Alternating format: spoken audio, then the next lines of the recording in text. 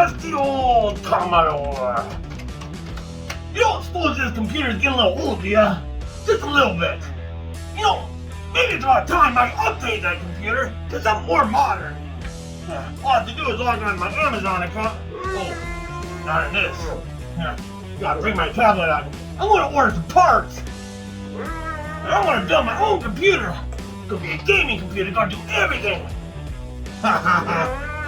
Oh, wait till this stuff gets here. It's gonna be so fun. Let's build a PC. That's what we're gonna do today. Oh, goody! My hard drive arrived today. Let's open it up. Oh, lost it. 10 terabytes. I'm gonna use that just to store my games on. But my fast stuff I'm gonna put on an NVMe drive. And I got that here too. So this is the NVMe drive. It's much faster than this regular hard drive, but it's more expensive. This is the fast drive. This is the slow drive. So all the games I use that need to be fast are gonna be on this one. It also comes with a little heatsink that goes on here. Kind of like that. This 10 terabyte hard drive I'm going to use for backup, not to boot or anything. So what I need to do is take those files off that computer and put it on here. But I don't want to take the computer apart, so I have one of these little devices here. It's a little docking station. I can put the hard drive in and plug it in a USB on this computer. Now I turn it on, and when the computer recognizes it, I can click and drag my files to the hard drive. But lots of times, if it's a new drive, you have to format it. So you need to open up a program on your Windows. Let me show you. To find the program that formats your disk, go down to search, type in the word disk. From there, go up and click where it says Create and Format Hard Disk Partitions. This Windows utility will show you all the drives that are connected to your computer. Now it's up to you to find your drive and format it. However, if you choose the wrong drive, you can erase the wrong one. So be careful. Sorry about the video quality. Well, I suppose I better put this computer together. Let's open this. Oh, the motherboard. The motherboard holds the CPU, which is the brain of the computer. It connects the RAM, has slots for storage drives, lets you plug in graphics cards if you need one for gaming and video editing, has USB, audio, and network ports for connecting your keyboard, mouse, internet, and more. It does everything. Here we have our case for our motherboard and all of our computer parts. It protects, organizes, and cools everything inside. I like to think of it as a house for my PC. Without a case, the motherboard would be exposed, making it vulnerable to damage, overheating, and dust buildup. As I'm screwing this thing together here, I should note when you're pairing your motherboard and your case, make sure they're the same form factor. It should tell you on the box of your motherboard, but here's a little list I got. This chart here is going to show the common form factors like ATX, Micro ATX, Mini ITX, and eATX. It might help to pause this video for a moment and just read through this chart. You can read all the pros and cons for each form factor. Until then, we'll press on. Now that the motherboard's into your tower, let's turn it around. We gotta take off the back. It's going to expose our wires.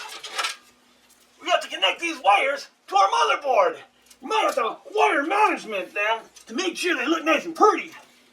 I think we'll wire right about there. And What we have to do now is connect these wires from our case to our motherboard. The wires on the case are labeled. We have to match the labels to the motherboard. The documentation that came with the motherboard came with this diagram, and the diagram labels the pins for the motherboard. So we just have to match them up.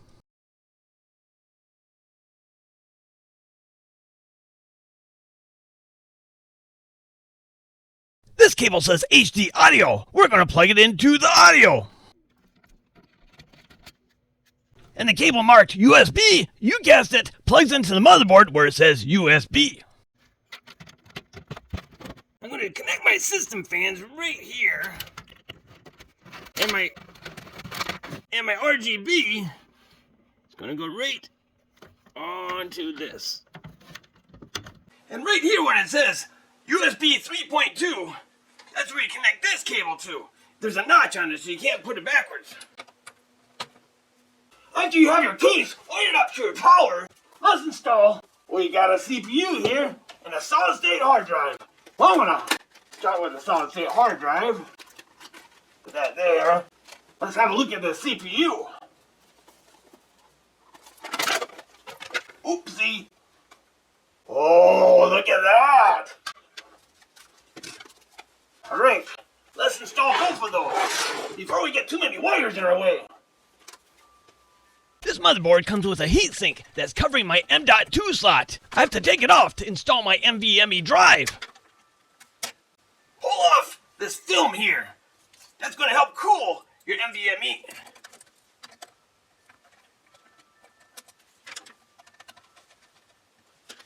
Lift this up. Hold this off. Grab your CPU. See this triangle? That's where pin 1 is supposed to be. So what you're trying to do is match the triangle on the CPU to the triangle on the CPU socket on the motherboard. They're both pin 1s. Put it right in here. Don't force it in there. If it don't fit, you probably got it in backwards. Now let's get our power supply and hook that up.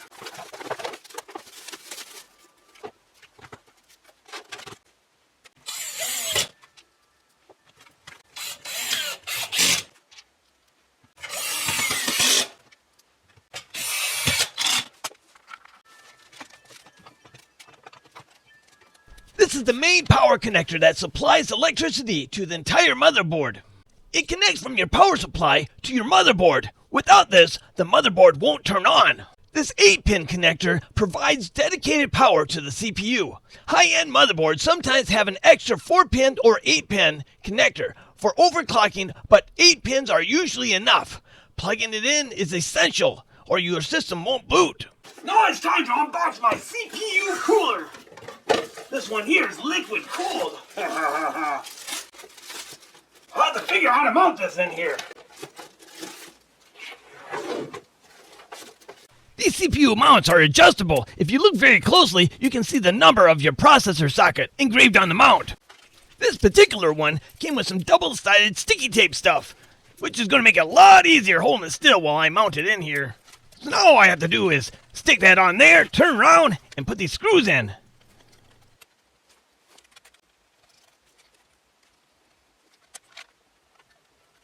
Now grab your CPU cooler and make sure to take this plastic film off of here. In case you don't want to put that on your processor, it'll overheat. You're not going to want to install the brackets to hold your CPU water cooler to the mount on your motherboard. Now this might vary a little bit depending on if you have an Intel CPU or an AMD CPU. So check your owner's manual. If you're lucky, maybe you'll have a lot of pictures. I like pictures.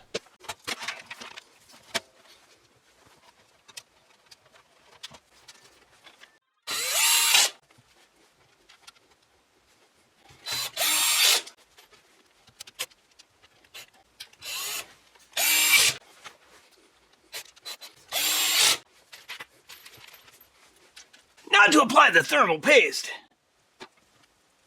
I like to whoosh it around, make sure it covers everything.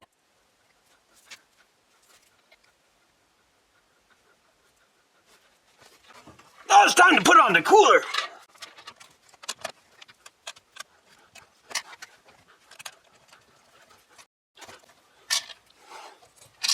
I hate it when I drop that in there.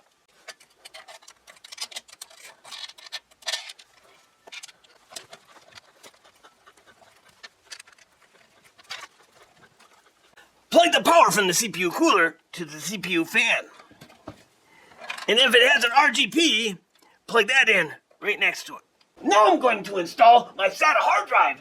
It's not as fast as my NVMe drive, but it's cheaper and it's a big storage. It's 10 terabytes. On this computer, you install it on this little tray here.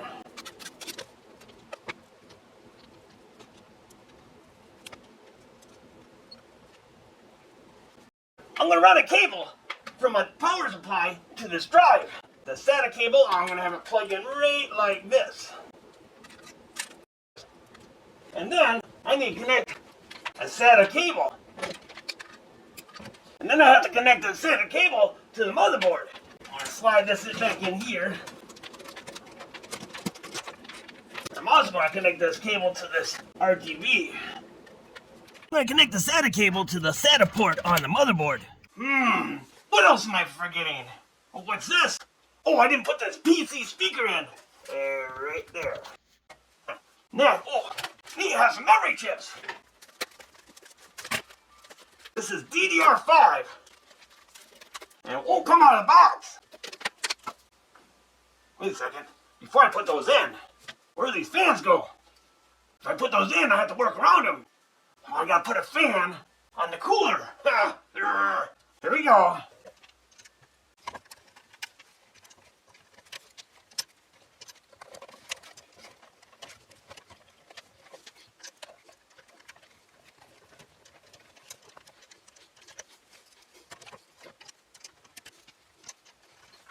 Connected to your system fans, there's one, and there's two.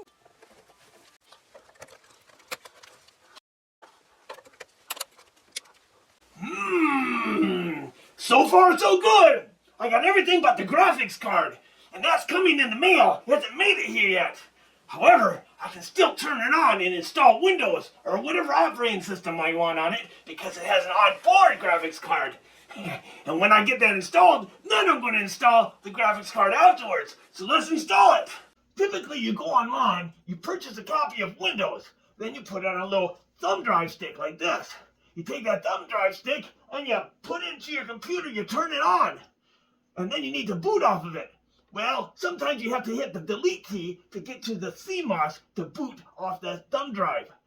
And some other computers, you hit the F10 key or the F12 key. You have to look at your manual, see what your motherboard requires. After that, you just run the Windows setup, and then you get to this part on the screen where it wants you to format the hard drives. Well, make sure you format the right one, or you can partition them or whatever you want. After you do that, you just keep going and follow the directions for Windows setup. Sometimes even after you install Windows, not everything works. And the reason why is because you have to download the drivers. Well, how can you download the drivers if you can't even go on the internet? Well, go to another computer, type in a search for your drivers for your motherboard, your graphics card, your CPU, put them on a USB, and put them into your computer, and then install them. Then everything should work. Knock on wood. Oh goody! My graphics card right today. Took a long time. Let's open it up. And we're gonna put it inside this computer.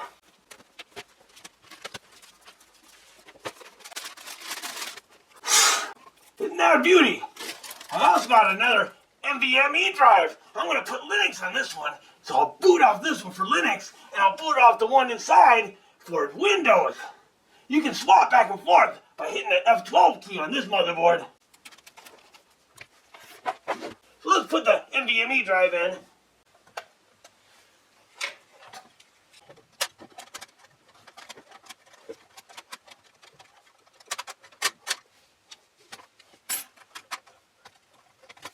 Most high-end graphics cards require extra power to run. If you are running one of these cards, don't forget to connect the power cables to the power supply, like I do here.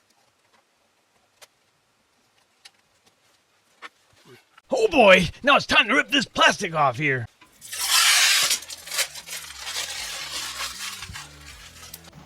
Just gotta connect all the wires back here. Alright, let's turn this on. Woo! Let's turn it on! Oh, look, it's on! What a success! It worked! And that's our video for today. If you like this video, why don't you leave a comment in the comment section below? Till then, see you later, alligator. Alligator, alligator, alligator.